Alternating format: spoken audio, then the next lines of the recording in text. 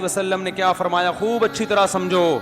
73 فرقوں میں سے ایک جنت میں جائے گا. صحابہ نے پوچھا وہ کون سا ہوگا؟ تو آپ صلی اللہ علیہ وسلم نے اس فرقے کا نام بولتے کیوں نہیں بھائی؟ نہیں بولتے، ورنہ حق اور باطل آپس میں کیا ہو جاتے؟ خلط. قیامت تک ہم یہی سوچتے رہتے کہ یہ والا جو نبی نے جو نام بتایا تھا وہ یہ والا ہے، یا وہ جیسے مسلم لیگ نون قاف میم آ گئی نا، سارے مسلم لیگ ہیں، کوئی نون بن گیا، کوئی کیا بن گیا، قاف. اب سچی مچی کی مسلم لیگ کون سی ہے؟ یہ جب تک سیاست میں آپ ماہر نہ ہو آپ کو تھوڑی پتہ چلے گا. تو ایسے ہی وہ نبی کوئی نام بتا دیتے تو سچی مچی کا وہ کون سا ہے وہ تھوڑی پتا. جو باطل ہوتے وہ پہلے نادرا سے رجسٹریشن کروا دیتے اپنی جا کے. باطل لوگ تو ان چیزوں میں بہت آگے ہوتے ہیں. تو اس لیے آپ صلی اللہ علیہ وسلم نے ایک علامت بیان کی، بڑی زبردست علامت، دودھ کا دودھ پانی کا پانی کر دیا اس علامت. فرمایا ما انا علیہ و اصحابی، 73 فرقوں میں جو فرقہ میرے اور میرے ساتھیوں کے طریقے پر ہوگا وہ کیا ہوگا؟ جنت. آج باطل نے کیا کیا کہ صحابی کے لفظ ہی میں گڑبڑ شروع کر دی ہے. سمجھ رہے ہیں؟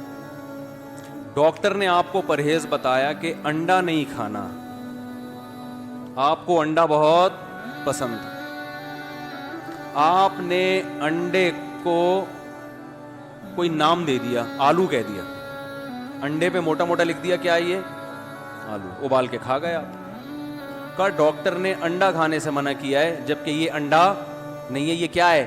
آلو ہے. تو اب آپ اسے کیا قرآن و حدیث سے دلیل دو گے؟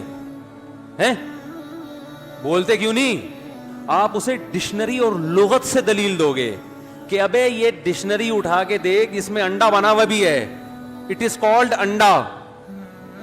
بتاؤ گے نا کہ یار اردو میں انڈا اسے کہتے ہیں، ایسی نہیں مانے گا نا. اس میں لکھا ہوگا انڈا اس چیز کو کہتے ہیں جو مرغی سے ایک سفید رنگ کا نکلتا ہے. ہو سکتا ہے کوئی گلابی انڈا لا کے دکھا دے وہ کہ یہ تو سفید نہیں، یہ کیا ہے؟ گلابی ہے. تو آپ کیا کرو گے؟ آپ ایسی ڈکشنری خریدو گے جس میں چیزوں کے ساتھ ان کی تصویریں بنی ہوئی ہوتی ہیں، تو انڈا بنا ہوا ہوگا. اب اگر وہ یہ کہے کہ میں اس ڈیفینیشن کو نہیں مانتا، اس کا مطلب بھائی تو اپنی جان کا دشمن ہے، تو کھاتا رہے انڈے، مرے گا. آج صحابہ کے دشمن نے صحابی کی ڈیفینیشن کو کیا کر دیا؟ بولو بھائی، چین. دیکھو یہ حدیث بڑی جامع ہے، بہت جامع حدیث ہے، اس سے تمام قسم کے فرقوں کا دودھ اور پانی کا پانی ہو جاتا ہے. سب سے پہلے فرمایا ما انا علیہ، جس پر میں ہوں. یہاں سے بات کیوں نہیں شروع کی جس پر جو قرآن پہ چلے گا؟ اس لیے کہ جتنے باطل فرقے ہیں ان میں بہت سے ایسے ہیں جو حدیث کے منکر ہیں. یہ قرآن تو ایک ایسی جگہ ہے جس کا کوئی بھی انکار نہیں کرتا، یہاں آ کے سارے کیا ہو جاتے ہیں؟ جمع ہو جاتے ہیں. کیونکہ یہ اسلام کے اندر ہی ہوں گے نا 73، تو ہر شخص لیبل اسلام کا لگائے گا، تو اسلام کے لیبل کے لیے اسے سب سے پہلے سہارا قرآن سے لینا پڑے گا. ویسے تو اصل یہی ہے کہ جو قرآن و سنت پہ چلتا ہو، لیکن نبی صلی اللہ علیہ وسلم نے یہاں یہ تعبیر اختیار نہیں کی ہے، کیونکہ آپ یہاں باطل کو حق سے کیا کر رہے ہیں؟ چھانٹ رہے ہیں. اس کے لیے اگر قرآن کا آپ حوالہ دے دیتے کہ جو قرآن پہ چلے گا، تو باطل لوگ سب سے زیادہ قرآن کر رہے ہوتے ہیں آج کل، ہر آیت کا حوالہ، ہر آیت کا نمبر اور ریفرنس. اور اس جو قرآن کے ماہر نہیں ہیں تو ایسے لوگوں کے لیے ان کو بیوقوف بنانا آسان ہوتا ہے. تو اس لیے آپ نے سب سے پہلی علامت بیان کی ما انا علیہ، جس پر کون ہے؟ میں ہوں. کیا مطلب؟ قرآن کی ایسی تشریح اگر کوئی کرتا ہے کہ جس پر میں نہیں ہوں، اس تشریح کو دیوار پہ مار دینا. آمدی صاحب کی قرآن کی درجنوں ایسی تفسیریں انہوں نے کی ہیں جو رسول اللہ صلی اللہ علیہ وسلم جس پر بولو بھائی نہیں تھے. منکرین حدیث پرویزی فرقہ وہ سرے سے حدیث کو حجت مانتا ہی نہیں ہے، لہذا وہ تمام لوگ اس حدیث سے کیا ہو گئے؟ باہر نکل گئے. دوسری بات آپ نے فرمائی وَأَصْحَابِي، بعض لوگ ایسے آئیں گے جو میری حدیث کو مانیں گے لیکن اس کی تشریح ایسی کریں گے جس پر میرے صحابہ، بول لو کیا ہو گیا یار، نہیں تھے. تبھی ہم ہر حدیث میں دیکھتے ہیں کہ صحابہ نے اس پر کیسے عمل کیا. یہ جو آج کل ایک مزاج چل پڑا ہے نا کہ حدیث کا ریفرنس، یہ کافی نہیں ہے. یہ ایسے ہی ہے جیسے منکرین حدیث قرآن کا ریفرنس دے رہے ہوتے ہیں، حدیث کو کہاں لگا دیتے ہیں؟ سائڈ پہ، اور فنڈر گیری شروع کر دیتے ہیں یار ہم تو ہر بات قرآن سے کرتے ہیں. جس کو حدیث کا نہیں پتا وہ ان کی باتوں میں آ جاتا ہے.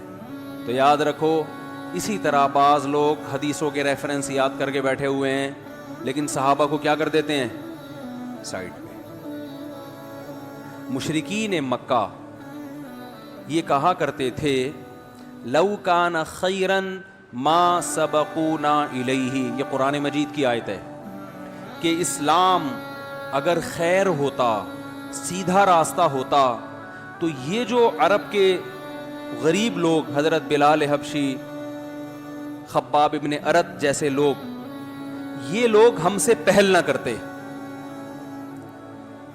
یعنی ہم قوم کے سردار ہیں، ہم تو ہر خیر میں سب سے آگے ہوتے ہیں. تو یہ ابو بکر، عمر، عثمان، علی رضی اللہ عنہم، یہ جو صحابہ ہیں نا، یہ ہم سے پہلے اس طرف چلے گئے، یہ اس کی علامت ہے، یہ خیر کا کام نہیں ہے. کیونکہ ہم تو عرب کے سردار ہیں، ہم تو بڑے لوگ ہیں، ہر خیر میں ہم پہلے آگے ہوتے ہیں.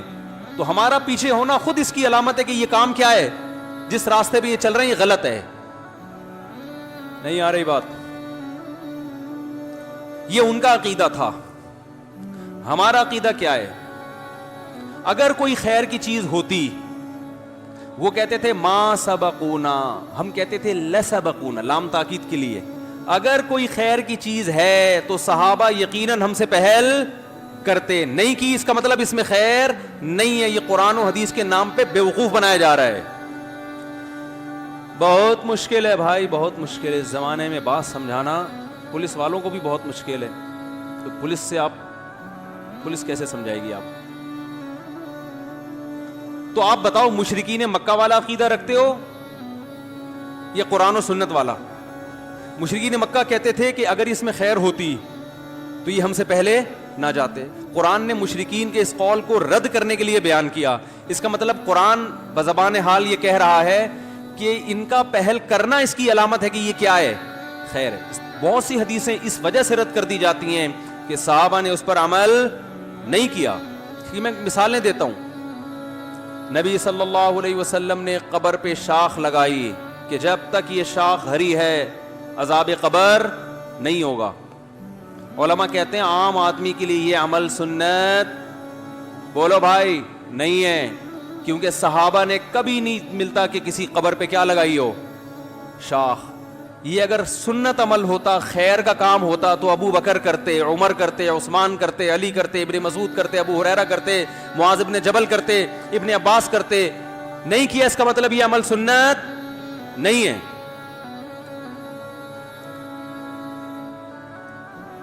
اور بہت سی مثالیں ہیں اس کی. شب برات کے موقع پہ 15ویں شعبان کو لوگ کہتے ہیں قبرستان جانا سنت ہے. ہماری تحقیق میں بالکل بھی سنت نہیں ہے، نہ تو نبی صلی اللہ علیہ وسلم سے ثابت اور نہ صحابہ سے. اس بارے میں ایک بہت ضعیف روایت پیش کی جاتی ہے، جس کی پوری سند پہ میں نے ایک دفعہ آڈیو ریکارڈنگ کروائی تھی. فرض کر لو وہ حدیث صحیح ہے، ہم اگر مان لیتے ہیں کہ نبی 15ویں شعبان کی رات کو قبرستان گئے، فرض کر لو، پھر بھی یہ عمل سنت نہیں ہے. کیونکہ صحابہ 15ویں شعبان کی رات کو قبرستان بولتے کیوں نہیں بھائی؟ نہیں جائے گا. لو کان خیرن، اگر یہ سنت عمل ہوتا صحابہ ہم پہ سبقت کرتے. اب اگر کوئی 15ویں شعبان کی حدیث پیش کر کے یہ کہے کہ نبی نے یہ کام کیا، نبی نے یہ کام کیا، نبی اور 15ویں شعبان کو قبرستانوں کو آباد کرنا شروع کر دے، تو اس کا مطلب وہ ما انا علیہ و اصحابی، وہ نبی کے طریقے پر تو دعویٰ کر رہا ہے لیکن صحابہ کو کیا کر رہا ہے؟ صحابہ کو ایک طرف کر رہا ہے وہ. تو نبی نے علامت بیان کر دی کہ جو میرے اور کس کے، صحابہ کے راستے پر ہوگا. صحابہ کو نہیں لگا سکتے آپ درمیان میں. اہل حدیث حضرات سے انتہائی احترام کے ساتھ، میں اہل حدیث حضرات کو علی اطلاق گمراہ نہیں سمجھتا. چند مسائل میں میرا موقف بہت مضبوط ہے، اور میں کہتا ہوں ان مسائل میں اہل حدیث سے فتویٰ لینا جائز نہیں جس میں 3 طلاق کا مسئلہ بھی ہے. اگر نبی کے دور میں اکٹھی 3 طلاقیں ایک ہوتی تو کسی ایک صحابی کا تو اس پہ فتویٰ ہوتا, ایک صحابی کا بھی فتویٰ نہیں ہے. اور درجنوں فتاوا صحیح سند سے ثابت ہیں کہ انہوں نے ایک مجلس کی 3 طلاقوں کو کتنا قرار دیا؟ 3. ہمارے اہل حدیث حضرات یہ کہتے ہیں کہ حضرت عمر نے چونکہ قانون بنایا تھا اس لیے صحابہ اس قانون کو فالو کر رہے تھے, ورنہ نبی کا یہ فیصلہ نہیں ہے. پہلی بات تو یہ بات ہی غلط ہے, یہ عقل اس کو تسلیم ہی نہیں کرتی ہے کہ بیوی کے حلال و حرام کرنے کا اختیار کس کے پاس آ جائے؟ حضرت عمر کے پاس. دوسری بات یہ فرض کر لو تھوڑی دیر کے لیے, جب قانون بنا دیا, فرضی ہے, حقیقت میں نہیں بنایا قانون, کچھ بھی نہیں ہے ایسا, یہ ممکن نہیں ہے کہ اللہ جس بیوی کو حلال کہہ رہا ہے حضرت عمر اس کو کیا کر دیں؟ حرام. یہ ممکن نہیں, یہ تحریف ہے دین میں, یہ سیاست نہیں ہے. اتنی بڑی تحریف کا مرتکب حضرت عمر ہوں گے کہ مرتکب حضرت, یہ ناممکن ہے. اور اگر ہو رہے ہیں تو سارے صحابہ اس کو مان لیں, یہ بھی وہ تو بھائی کپڑوں پہ اعتراض کیا کرتے تھے کہ اے عمر یہ آپ کا اتنا لمبا کرتا کہاں سے آ گیا؟ مال غنیمت میں تو اتنا بڑا کرتا نہیں ملا کسی کو. وہ صحابہ تھے بھائی, وہ ہماری طرح تھوڑی تھے. ہمارے سیاسی لوگ کیا ہوتے ہیں, مشہور ہیں لوٹے ہونے میں, لڑکتے رہتے ہیں کبھی ادھر کبھی. وہ صحابہ تھے. حضرت عمر نے منبر پہ اعلان کیا کہ 400 درہم سے زیادہ کسی عورت کا مہر نہیں ہوگا, کیونکہ مہر بہت زیادہ ہونا شروع ہو گیا تھا. اور یہاں سیاستاً پابندی لگانے کی اجازت بھی تھی, کیونکہ مہر کا تعلق بیوی کے حلال یا حرام ہونے سے نہیں ہے. گورنمنٹ جیسے چیزوں کے ریٹ متعین کر دیتی ہے نا, بھائی آٹا اس سے زیادہ نہیں بیچ سکتے, تو یہاں سیاست کی اجازت بھی تھی کہ بھائی مہر بہت زیادہ ہو رہا ہے, لڑکیوں کی شادیوں میں مشکلات ہو رہی ہیں, تو 400 سے اوپر پہ پابندی. یہ سیاسی پابندی تھی, اس کو بھی صحابہ نے قبول نہیں کیا. ایک عورت کھڑی ہو گئی, ممبر پہ بیٹھے ہوئے ہیں اور پابندی لگا رہے ہیں کہ 400 درہم سے زیادہ نہیں. عورت کھڑی ہو کے کہنے لگی کہ اے عمر, قرآن میں اللہ کا ارشاد ہے وَإِنْ آتَيْتُمْ إِحْدَاهُنَّ قِنْطَارًا فَلَا تَأْخُذُوا مِنْهُ شَيْئًا. اگر ایک عورت کو سونے کا پہاڑ بھی مہر میں دیا ہو تو کچھ بھی واپس نہیں لے سکتے. تو اللہ تو سونے کے پہاڑوں کا تذکرہ کر رہا ہے, اور آپ 400 سے زیادہ پر کیا لگا رہے ہیں پابندی. حالانکہ قرآن نے یہ نہیں کہا تھا کہ سونے کا پہاڑ مہر میں دینا چاہیے, وہ تو ایک مثال تھی. لیکن حضرت عمر نے جب یہ آیت سنی ہے ایک دم خاموش ہو گئے اور فرمایا اخطأ رجل واصابت امرات, مرد سے غلطی ہوئی اور عورت نے صحیح بات کہی. اور مرد بھی کون, جو خلیفۃ المسلمین ہے, فرمایا وہ غلطی کر رہا ہے اور ایک عورت کیا کہہ رہی ہے, وہ حق بات کر رہی ہے. فوراً رجوع کر لیا اپنے اس فیصلے سے. تو بتاؤ حضرت عمر اگر 3 طلاقوں پہ پابند کہتے کہ 3 ہی ہوں گی تو 20 عورتیں کھڑی ہو جاتی کہ ہمارے میاں نے جب 3 دی ہیں اور ہوئی 1 ہے, اور قرآن کہہ رہا ہے کہ اکٹھی 3 ایک ہوتی ہیں, حالانکہ کہہ نہیں رہا لیکن خود ہی فرض کر لیا کہ کہہ رہا ہے, تو آپ کون ہوتے ہیں ہمیں اپنے شوہروں پر حرام کرنے والے, ہمارے گھر اجاڑنے والے؟ ایک صحابی نہیں کھڑے ہوئے, نہ کوئی عورت, کوئی بھی نہیں. تو اس کا مطلب ہے میرے بھائی یہ ما انا علیہ و اصحابی میں سے اصحاب کو کیا کیا جا رہا ہے؟ 3 طلاق کے مسئلے میں آپ اصحاب رسول کو کیا کر رہے ہو؟ ایک طرف کر رہے ہو. تو یہ بہت بڑا مسئلہ ہے. ایک گمراہی یہ ہے کہ آپ صحابہ کے عمل کو درمیان سے نکال دیں. اس سے بڑی گمراہی یہ ہے کہ آپ صحابہ کو حجت ماننے سے